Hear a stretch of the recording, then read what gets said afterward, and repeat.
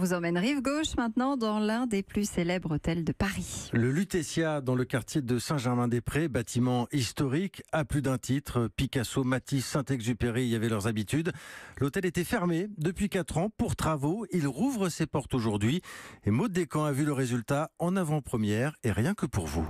Dans l'immense hall en marbre, les ouvriers s'affairent, éclairés par un imposant lustre en verre art déco. Quelques tableaux à accrocher, quelques barres en laiton à lustrer avant l'arrivée des premiers clients.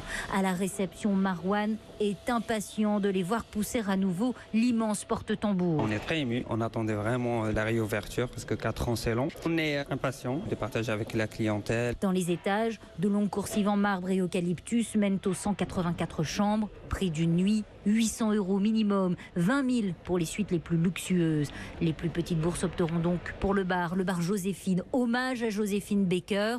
Au plafond, une immense fresque fleurie découverte pendant la rénovation, comme l'explique Marine Servat de l'équipe du Lutetia. On avait beau avoir des images d'archives datant de 1910 de l'ouverture de l'hôtel, on ne s'attendait pas du tout à la retrouver et on l'a retrouvée sous 7 couches d'enduit et de peinture. Entièrement rénové, le Lutetia n'oublie pas son histoire. Une plaque sur la façade rappelle son rôle pendant la Seconde Guerre mondiale, siège des services de renseignements allemands avant d'accueillir en 1945 les rescapés des camps. Un reportage signé Maud Descamps.